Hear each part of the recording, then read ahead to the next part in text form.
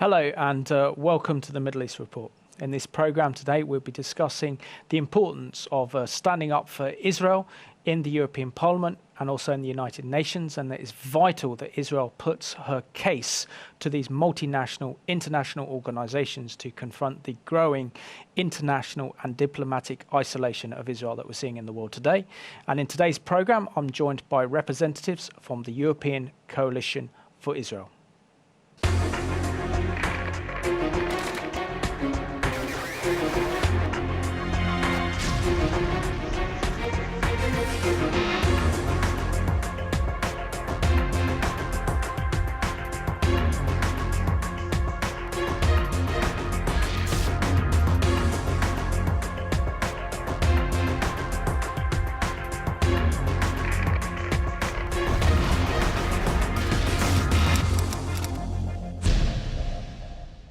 In today's Middle East Report, I'm joined by Thomas Sandal, who is the founder and the executive director for the European Coalition for Israel, and also Dr. Gregory Lafitte from the French representatives of the European Coalition for Israel. Gentlemen, it's great to have you on the Middle East Reports, and Thomas, it's great to have you on the Middle East Report. It's usually the European Report, so welcome to the Middle East Report. Can you give us something about the calling of God upon your life and how he really led you to establish the European Coalition for Israel and the important work that you're doing on behalf of Israel through ECI? Well, thank you, Simon. It's good to be on the program. Usually it will take me about an hour to share this testimony of how the Lord has led me. To put it in a nutshell, in 2001, many of us realized that Israel was very isolated in the world. This was the time of the Second Intifada, a time of rise of anti-Semitism in Europe. And we come to realize that in a city of growing importance as Brussels, there was nobody, and I mean nobody, standing up for Israel. And it was almost like a similar experience like Theodor Herzl had at the time when he witnessed the Dreyfus trial in Paris, that as a journalist, because that's my background, I was a journalist at the time, I came to realize that the situation was quite similar. The nations of the world had turned their backs on Israel, and this was especially true for Europe. So we said, listen, we failed the Jewish people in the 30s. We cannot do it again. This is our Kairos moment to speak up and stand up and be counted.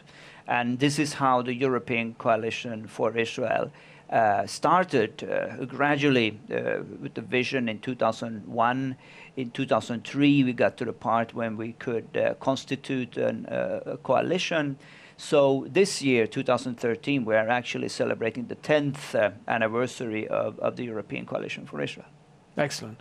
And Greg, I think you've been on European Report and Middle East Report last year, so it's good to have you back on. Good to be back. Can you share with our viewers particularly how you came to know the Lord and how he put a love for Israel and the Jewish people on your heart? And my third question, in one question, how you became involved in the very important work of ECI. How long do you have? No, I'm kidding. We've left them 56 minutes, so bear that in mind. Well, I mean, I met the Lord while I was quite young. It was really a personal encounter with the Lord. And my parents have been supporters of Israel since, well before I was born, and I started to understand a bit more about the whole question of Israel and what the Lord is doing with the Jewish people, and has been doing from the very beginning and still doing today with the Jewish people. And then I lived in Israel for some time, and so I felt really concerned about Israel and what's going on today in the world with the Jewish people. No, that's good. And Thomas, I just want to bring you back on this one. I know that I've probably asked you this a few times on the European Report in the European Parliament in Brussels, where we have a film program together. But how did your involvement in creating a Holocaust Memorial Day in the European Parliament start, because I know that you and Hannu Takala, the fellow Finnish MEP, was so instrumental in getting the Holocaust Memorial established in the European Parliament. Well, in 2005, the coalition had been up and running for 2 years. So we were looking at different ways of bringing Israel back into the core of the European Union. And we could think of no better way than to commemorate the victims of the Holocaust. You also have to remember that this was the time when the United Nations came out with this resolution to make the January 27th an annual day of Holocaust commemoration around the world. So we have the timing, of course, was perfect. And we decided, together with our friend Hannu Takula, to organize the first ever Holocaust Remembrance Day event in the European Parliament. And I remember, I think we had a good number of members of the European Parliament, but it was not a large meeting, maybe less than 50 people, but very, very significant. So when we are looking back today, again in 2013, what has happened is that soon after, the President of the European Parliament came on board and he said, well, this is wonderful. I want to give my patronage to this event. And last year, the President spoke and he said, well, now I want to make this an official European Parliament event that will always be on in the calendar of the European Parliament, regardless who is president. So what you can say is that a small organization such as ours, by taking this small initiative and step in faith, we're able to shape EU policy for years and years and years to come. And we feel very happy and pleased and privileged to have been able to bring back the remembrance of all those 6 million Jewish people who perished and died in Europe. Yeah. Thomas, it's okay if I just take one step back a bit, because I think it's important to establish with the viewers the work that's been carried out by the European Coalition for Israel, because you become such a recognized face on Revelation TV thanks to the European report, but it'd be good to know what ECI does, the focus and the remit of the organization as well, before we talk more about confronting anti-Semitism and remembering the Holocaust. You can sum it up in 3 words: prayer, education, advocacy. And all those 3 aspects are key for the work that we are doing. Starting with prayer, to say this is a Christian organization. We know that these things that we are dealing with are active in the unseen world. So it's not only an intellectual discourse to try to organize a symposium to discuss, but it is a matter of prayer. Education, because it says again in the Word of God that God's people perish because of lack of vision or because of lack of knowledge. There is a need to re-educate the church, but also the greater civil society, about the role of Israel, first and foremost in the Bible from a biblical point of view, but also historical, legal, culturally, so that you are able to defend Israel on every level. So thirdly, this is what we call advocacy. Some people may call it lobbying, but speaking on behalf of Israel, not being Jewish or Israelis ourselves, not even American. So as Europeans meeting these elected leaders, meeting the EU officials, and pleading the case of Israel. No, very good. And Gregory, I want to bring you on board on this one. What is your role within ECI? Because you're very much involved in a lot of the work to do with the United Nations. Yes, well, it all started something like 3 years ago when we, the coalition, we met in San Remo, Italy, to commemorate the San Remo resolution of 1920, which was part of the Paris Peace Conference of 1919. And then we realized there that the legal rights of the Jewish state come back to 1920. It's in 1920 that really the rebirth of the Jewish state was inscribed into international law. And so that's where the journey started for me in the coalition. And after that, it's I got to thank the Palestinians, I guess, because they wanted to try to find a way to make a unilateral declaration of their state at the UN. And so we started going more and more at the UN to try to explain that that's not the good way. That's not the good path. The good path is through negotiations and through coming back to bringing the two parties together to talk and not just to impose a solution, something coming from nowhere, and just declare that a state exists. And because if you do this, you have to declare what are the borders and the number of issues. All these issues must be resolved through negotiations. Excellent. So, Thomas. Can I just add a little bit? Gregory will remember that we met actually the first time in, That's right. in Evian. Yes. In 2009, if I'm not mistaken. This was the time of the Durban II conference, the UN conference against racism, which took place in Geneva. The reason why I'm bringing that up is that on that day we had a commemoration event in the synagogue of Evian, because we were looking back at what happened in that city in 1938. And I often, when I try to explain what is ECI, I said, well, we're trying to do what the Christians failed to do in 1938 in Evian, when Rosenwald called together the nations of that day, asking him one simple question. We have 200,000-300,000 Jews that are stuck within the German borders. They can't get anywhere. Can we take them as refugees? And nation after nation came back and said, well, this is a huge problem, but I'm sorry, there's nothing we can do. And I always ask the questions, well, where were the Christians at that time that would have informed, where was the Revelation TV at that time that would have informed the Christian constituents and said, well, are you aware of this is going on? Are you praying about this? Are you advocating? Are you sending anyone there to speak to them? But nothing happened. It was also the last chance to stop Hitler.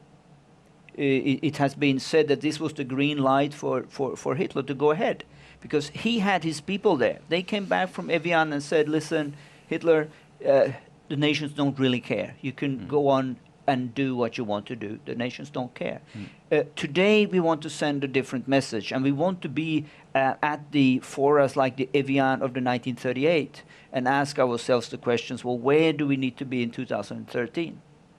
Very good question. And maybe this clip will actually answer it. This is called ECI Brussels Report, a Holocaust Remembrance Event for 2013.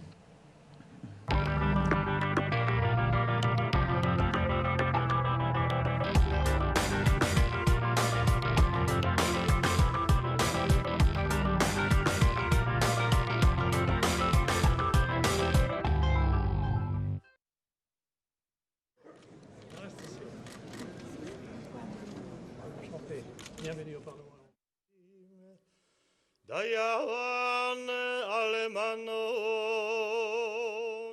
vavi yetomim Idei hagermanim hanatzim v'yozrehem v'she'alechu le'olamam.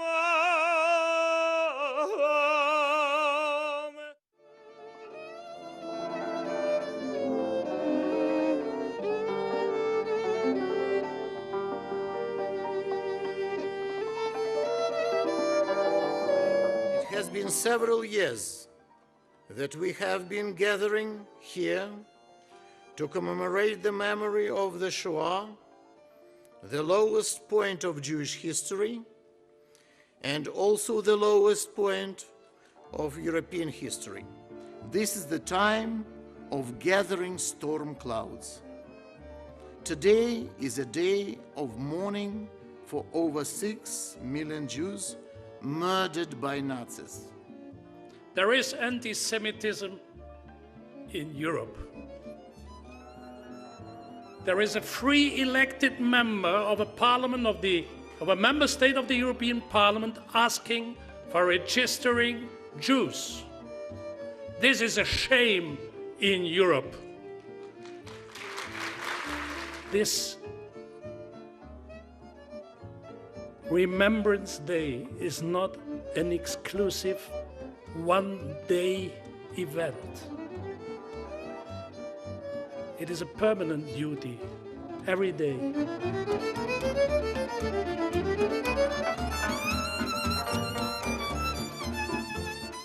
International Holocaust Day is a vital relay for the transmission of memory regarding the greatest catastrophe ever perpetrated by man against man. Memory which speaks to us about the present and the future, as well as the past. Memory that warns us about man-made disasters that may still lie ahead.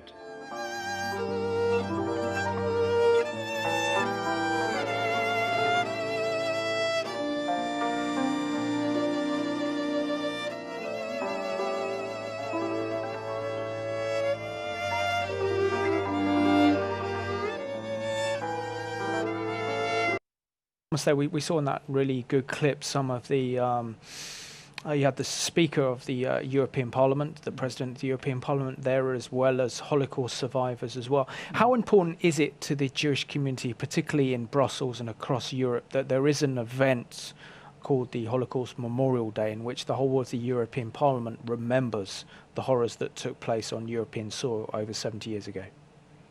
I think it's very important. I've met Holocaust survivors that would say that, you know, when I see this is taking place in the center of the new political Europe, in the European Parliament, I can see that Europe is different. There is hope in Europe. And as I've said on previous occasions, I think we can be particularly proud and happy with this current president, who is taking this issue so much on personally, because his father was an officer in the German army. And I remember him saying last year that if we can have the son of a German officer as president in the European Parliament saying that he wants to take a stand for Israel and the Jewish people, that is a sign of hope, and in particular for the Jewish community. And Gregory, we saw in that clip there that this is a joint event on behalf of Christians, the Jewish community, and other people in the European Parliament who are clearly concerned about the Holocaust and Holocaust Memorial Day. But looking at some of the EU's actions, the European Parliament's actions towards Israel and the Jewish people, and the rise of anti-Semitism, are they just paying lip service to the Holocaust? No, I don't think we can say that, because Martin Schulz has an important role in the European Parliament, and it's quite amazing that it has this importance now in the European Parliament, this Holocaust Remembrance Day, but the difficulty is, I think, remains the same. The difficulty is that sometimes we don't make a link between what happened then during World War II and what's happening now. So it's not only we have to remember, but think and understand that what happened then is something that we have to make sure it doesn't happen again, and to do that we have to understand, we have to have our eyes open and see what is really happening.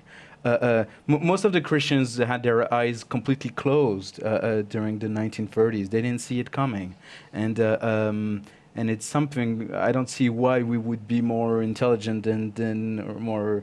I mean, we would see clearer than they did, and so I think that's why it's important to not only remember but have our eyes open and our spiritual eyes.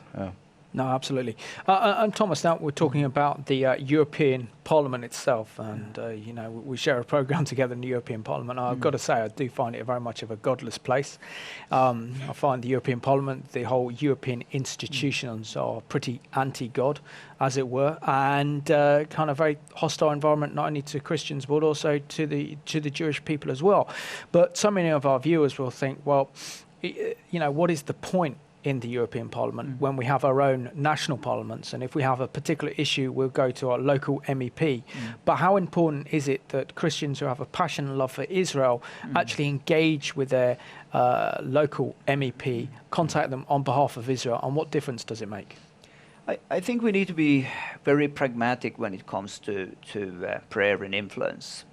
If we look at our Bible, we see that pragmatic people were people like Esther, like Daniel, like Moses. I don't think that the Egypt of Pharaoh was a very godly place. It was good enough for Moses, for Joseph. The same with Persia, looking at Daniel, looking at Esther. So I think sometimes our religious mindset, we tend to limit God, problems, but nevertheless, we need to be there. This is exactly where we are needed as salt and light. It's like Evian 1938. Yes. I'm sure many people said, you know, why would we bother about going to France, this ungodly country, or ungodly... I'll let Gregory defend his own nation state in a minute. Resort town of Evian. But we should be everywhere. You know, we should be at the UN, we should be at the EU, we should be at our national parliaments, regardless of what country we come from, and even beyond that. Yeah. And Greg, what's your response to this? Because I know that you've got a heart for young people, and it's so important that we engage young people with a vision and the importance and significance of God's plans and purposes for Israel and the Jewish people. But isn't it important that the new generation now arise and actually take this mantle and take the fight that is Israel and Israel's cause to the heart of Europe, and get involved in the European Parliament with MEPs and also with our own political representatives in our own national parliaments? Yes.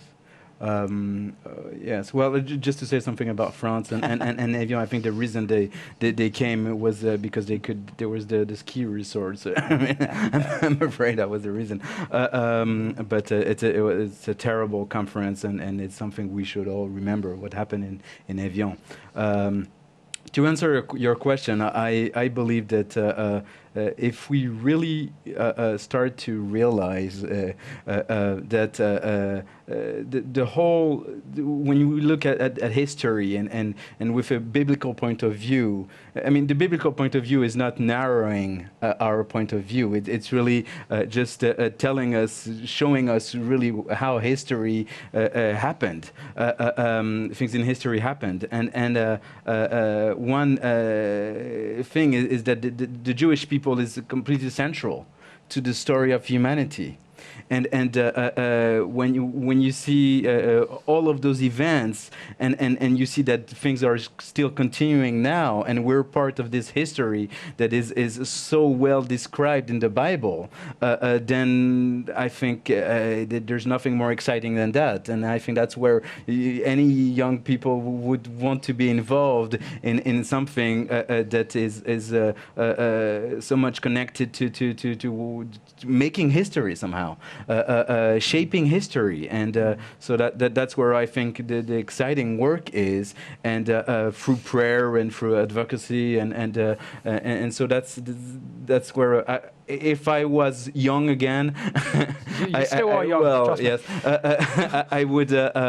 I mean, I would think exactly as I thought when I was, younger. Is there's nothing more exciting than what the Lord is doing right now with the Jewish people and with all the nations. No, absolutely.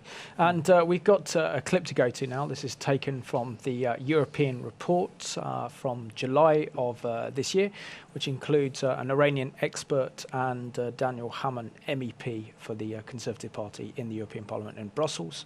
So enjoy this clip.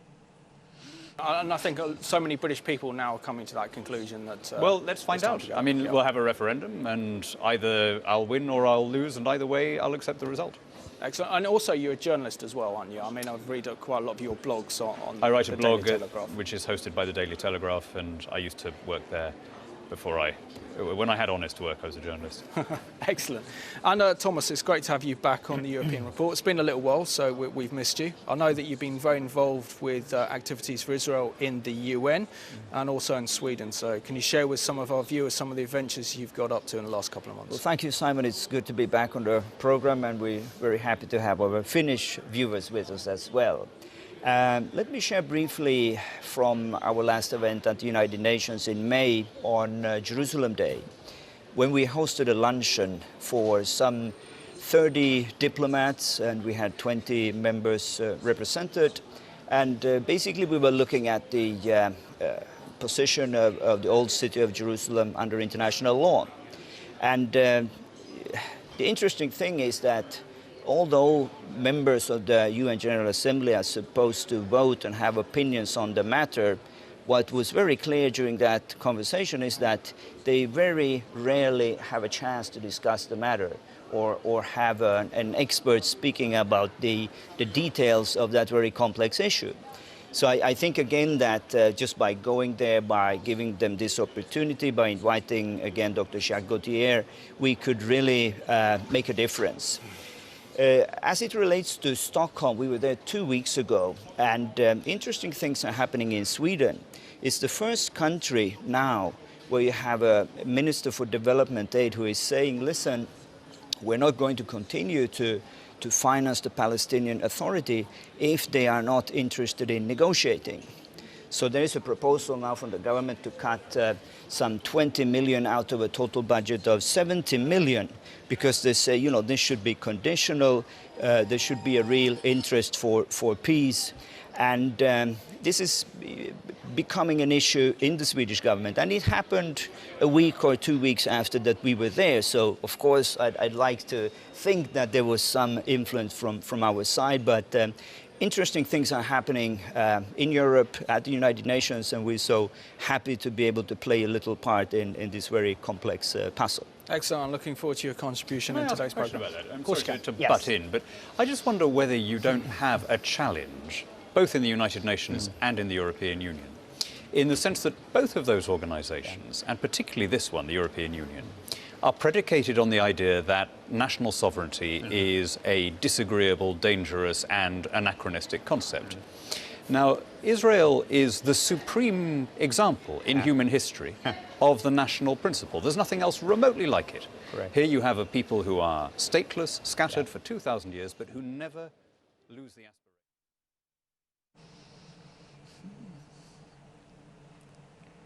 Welcome back to the Middle East report. That was me. I just had a shave. So anyway, I noticed, Thomas, you're wearing the same tie in that clip in July, and you're wearing the same one today. So that's good.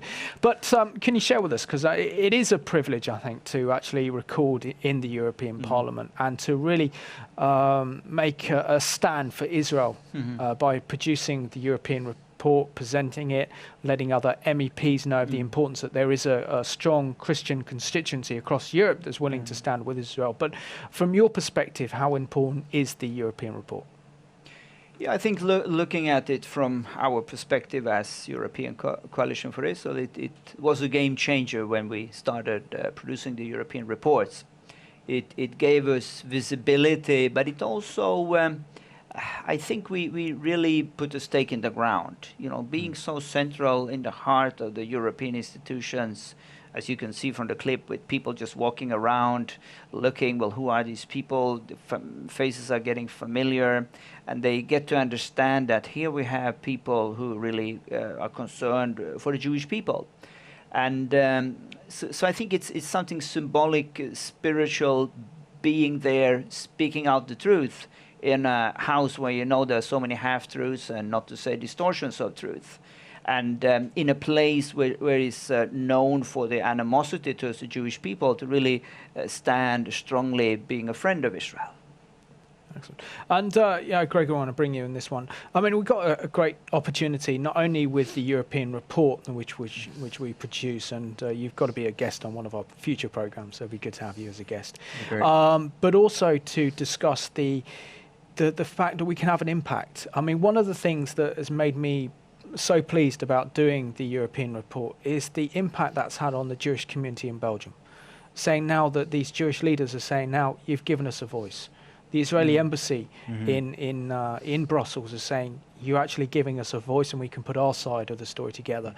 And that's really making the difference, isn't it? By bringing in fulfillment of Isaiah chapter 40 to comfort my people and comfort Jerusalem. That by producing programs like this, working alongside the Jewish community and with Israeli representatives, that we're actually bringing comfort to Jerusalem. Yeah, well, it is very important to bring comfort to the Jewish people today, especially since you can't really say there are many people doing that, and Israel is trying to find its friends, and there are very few friends of Israel, and for Israel to discover that they have friends in Europe. It's quite a surprise for them, and but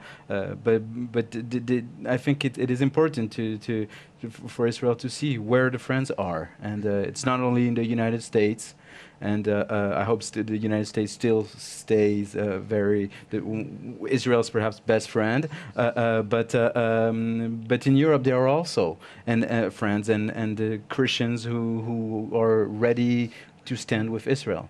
Yeah, and also the other important work to focus on really is the important work you've done in giving Israel a kind of legal and historical claim to the land through the San Marino conference. Can you tell us how the fact-finding mission you're involved in discovered that Israel has strong legal claims to the land of Israel because of San Marino? Open to either of you. Well, again, I think that is something which has taken ECI to a completely different level, starting in 2010, when we, by coincidence, of course there's no coincidence in this world, we believe the Lord God inspired us to think along these lines.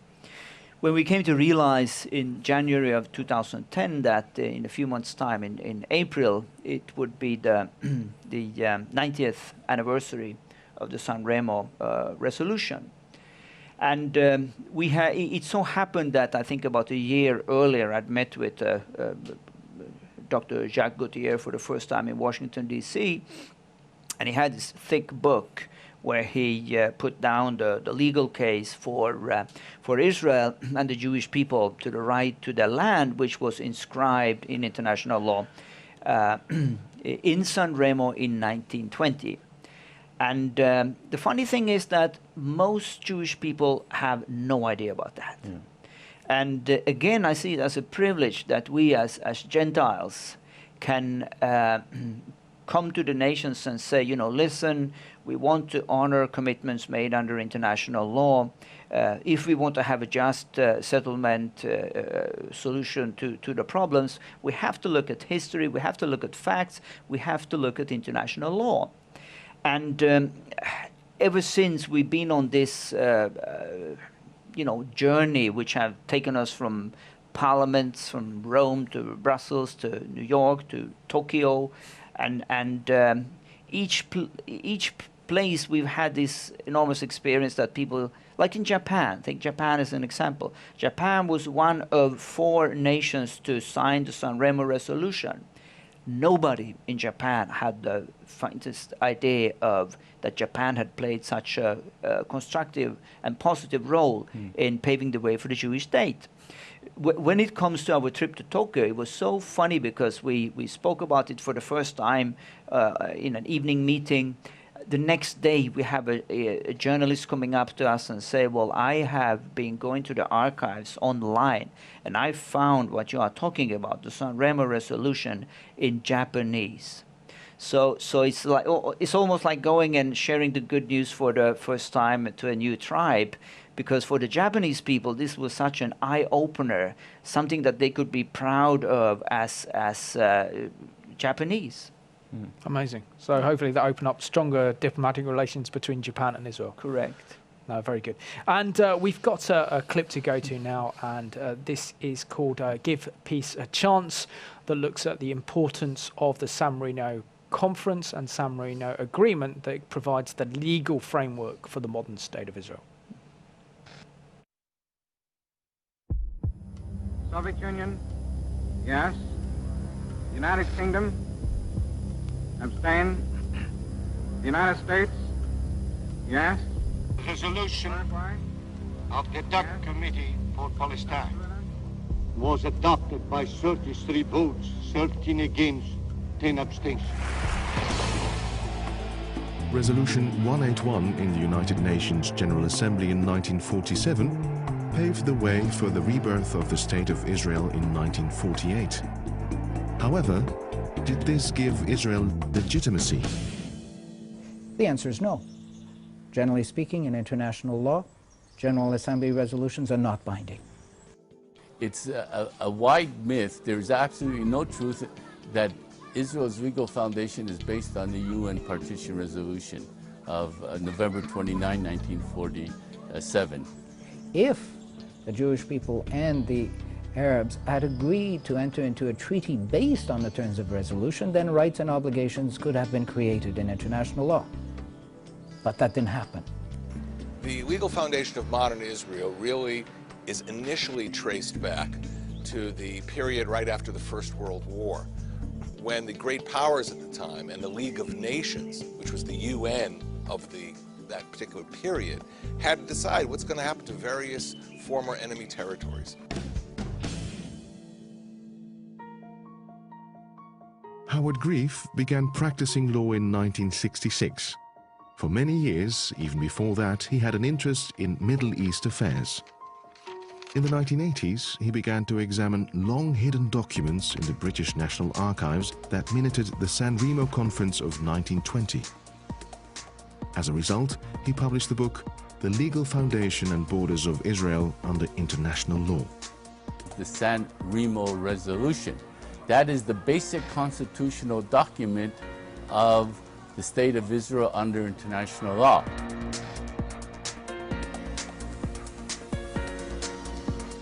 San Remo, the Villa de Vachon. This is the place where legal rights were granted. This is the place where legal rights were given to both the Jewish people and the Arab people.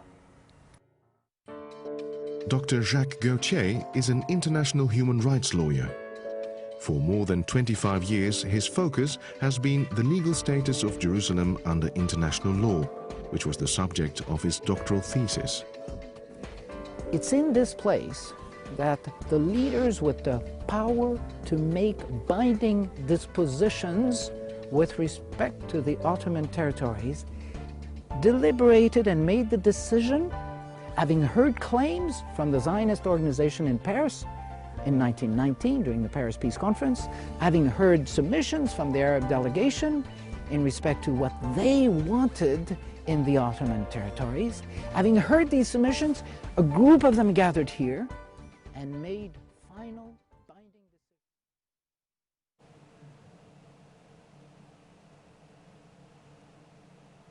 Welcome back to the Middle East Report. You can see the full 15-minute story on YouTube. Just type in European Coalition for Israel, Give Peace a Chance, and that video will come up. Definitely worth watching. Which brings me on, Greg, to talk about how in the United Nations, constantly Israel's legitimacy as an independent Jewish state sovereign over their own affairs is questioned. And considering how many new nations has emerged since the end of World War II, including southern Sudan, why is it only Israel that's singled out and questioned as an international nation? Well, I don't have the answer to that. It's quite surprising. There are so many things surprising around Israel. You know, when you just consider that the Jewish people is a unique people, still having their language and existing as a people after having been scattered, brought back together to the land, scattered again. So Israel is a unique nation. But in the United Nations, they've received quite a treatment, and what you were just saying, that there have been a number of nations been created after 1950. It makes me think of a remark that the present president of the General Assembly, the UN General Assembly, gave, I think 2-3 years ago, and he was saying that we have to look at history and understand that since 1950, nations have always been created by having negotiations, through negotiations. It's never has any nation been created unilaterally. I never know how to pronounce that word. Sorry. At the UN since 1950, and this applies to the Palestinians today. And to have the president of the General Assembly, so he was saying that concerning Kosovo. But it's something that applies to today. So yes, Israel. When it comes to Israel, everyone see things differently. It's not the same thing when it comes to Israel. Yeah, and Thomas, I know very much that you were in New York last year when the Palestinians attempted another kind of independent declaration of independence at the UN with the Israeli delegation team. Can you explain such incredible work that the Israeli government is doing, particularly Ron Prosser, who's the Israeli ambassador to the UN, is doing to put Israel's case in what is only considered an incredibly hostile environment for Israel?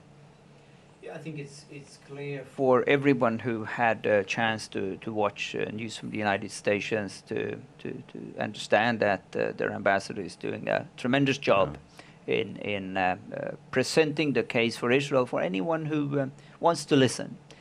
Obviously, I would also mention the Prime Minister, Benjamin Netanyahu, who I think is the most eloquent spokesperson for the state of Israel that you can have. So I think with combining these two great minds in the UN General Assembly, the message for Israel could never be articulated more clearly for people to understand. And I recall still last year when we were there and listening to the speech of Netanyahu, listening to the speech of Abbas and Ahmadinejad, and the thought came to me that it was such a difference in the tone and in what was presented. So it's like the nations could not have been presented with two different scenarios of life and death than what they heard. And if they still miss the point and choose to go against Israel, I think there are no excuses. Yes. Yeah. And Gregory, I want to bring you on this one because clearly it states in Genesis, and God states to Abraham that I will bless those who bless you and I will curse those who curse you. And considering how many nations are made up within the UN, it's becoming a big bloc. There's the old former Soviet Union bloc and also the emerging Islamic bloc in the UN that seem to be condemning Israel at every possible occasion. How do you put Israel's case to the UN when clearly Israel doesn't have many friends, and even the US administration are not willing to put diplomatic efforts in to defend Israel and Israel's cause? Yeah. Well, I mean, it's partly. I mean, all you said is true, except perhaps I believe we should. The U.S. administration should be commended for what they do at the UN. They've been defending Israel in a way that no other nation has been defending Israel. The previous ambassador of the U.S. to the UN, Susan Rice, was incredible at defending Israel, and when she gave a summary of her 4 years there, one of the big things was defending Israel. So Israel does have still, I hope for some time now, still at the UN, and it's the US. Sorry, what was your question? No, I think you answered it very well there, Greg. We've got a clip to go to now, and instead of looking at Israel from a defensive position, let's look at Israel from an offensive position. Let's see and learn from the speech of the Israeli Prime Minister Benjamin Netanyahu, in which he gave to Congress, in which he said that Israel is what's right about the Middle East.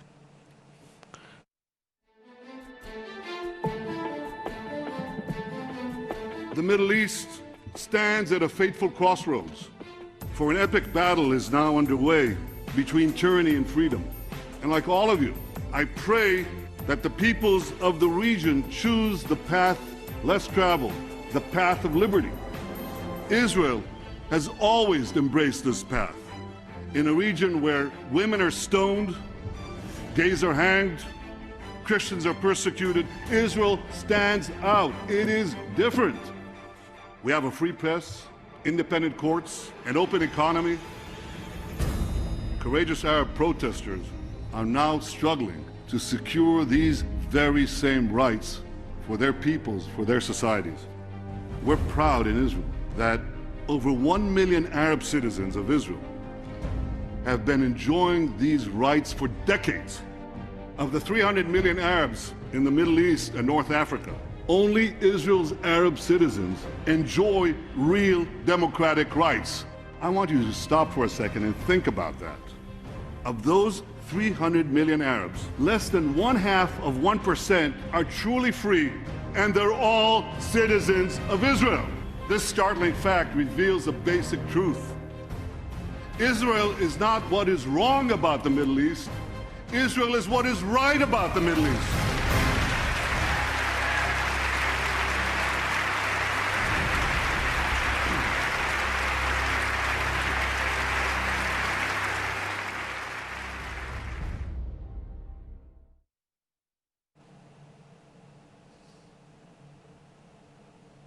I think from that clip that we should all be part of what is right with the Middle East by standing with Israel and declaring the incredible freedoms that Israel have in comparison to her neighbours, as she's the only true democracy in the region, as a beacon of light in a region that's becoming darker and darker and more dangerous. This is what I find, Thomas, so extraordinary, that here is Israel's attacked by the EU, by the UN, by different nation states, by NGOs, by journalists and the media. And yet we saw from that an incredibly inspirational speech from the Israeli Prime Minister, Benjamin Netanyahu, that Israel is what's right about the Middle East. And all I can say is, why can't the world actually get this and see this? Well, I couldn't agree more. And I think it's the same question that we're all struggling with. We think this is clear, and as I was saying earlier, particularly with such good spokesmen as Ambassador Prosor and Prime Minister Netanyahu, they are so articulate in explaining all these simple things. Still, the large part doesn't get it.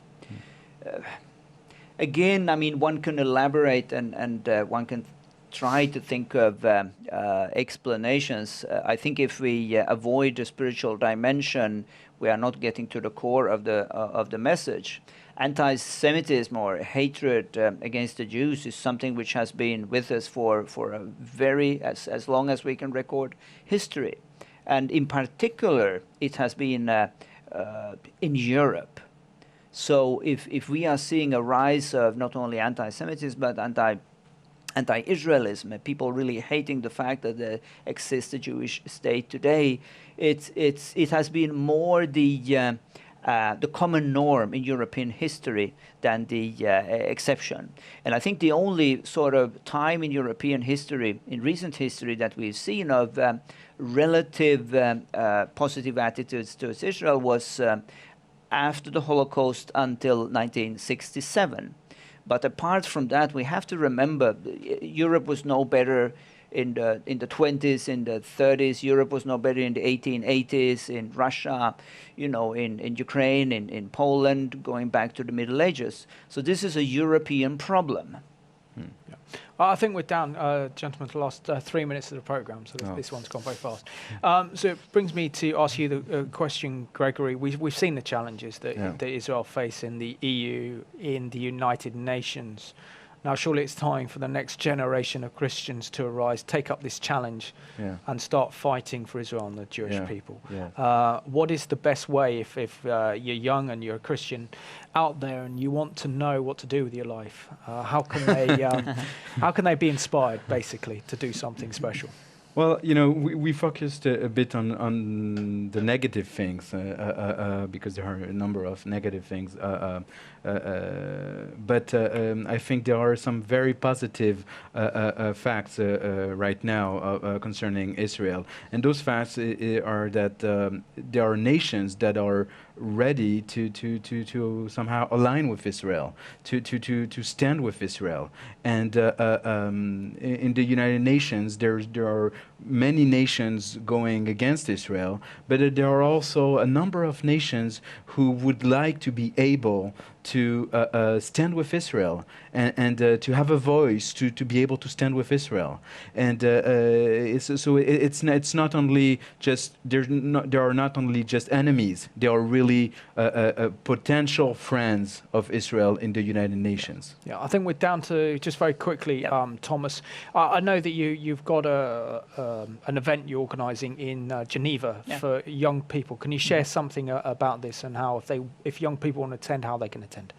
Well, send an email to info@ec4i.org or go to the Call Geneva. If you type in the Call Geneva 2013, there will be a particular prayer meeting, but also School of Reformation, where we have a very interesting speaker from Canada, sharing the experience, how things changed in Canada when it comes to relations to Israel, how Canada became the best friend of Israel in the world today, that all of this is possible when God's people wake up, you know, they start praying. And it's just simple, ordinary people like you and I and Gregory who can make it happen. I think Faitine, who will be speaking, she said it's just a ministry of showing up. Only thing that the Lord is asking for us is to show up. But He can't do it. He won't do it for us. He needs us.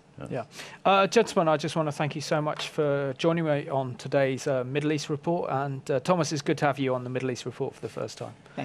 I look forward to working with you in Brussels next month for the European Report. And I want to thank you all for watching today's programme. There we've seen today and we've outlined the challenges that Israel faces in the European Parliament, in the EU, but also in the United Nations. And each of us can play a major role and make a difference if we pray for Israel, we pray for the peace of Jerusalem, we let the Jewish people know, we let Israel know that we're standing with them, that we can make a real difference. And certainly do that by writing into our MEPs, our MPs, and by making sure that we're not quiet on these important issues. And so let's remember that Israel is what's right about the Middle East, not what's wrong about the Middle East. So thank you for watching today's Middle East Report.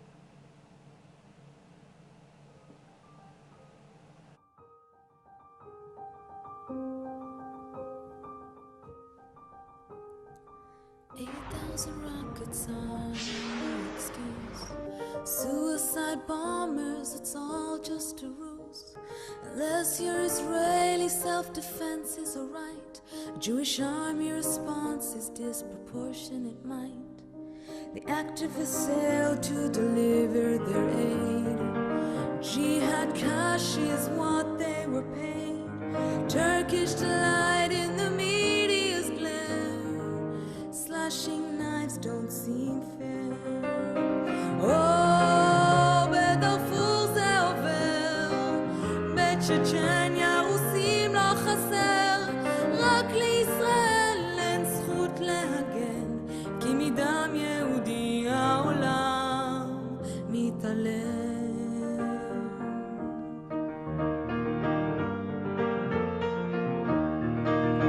In the whole Middle East, just one strip of land. Since we gave them Katif, no one's given a damn. Surrounded by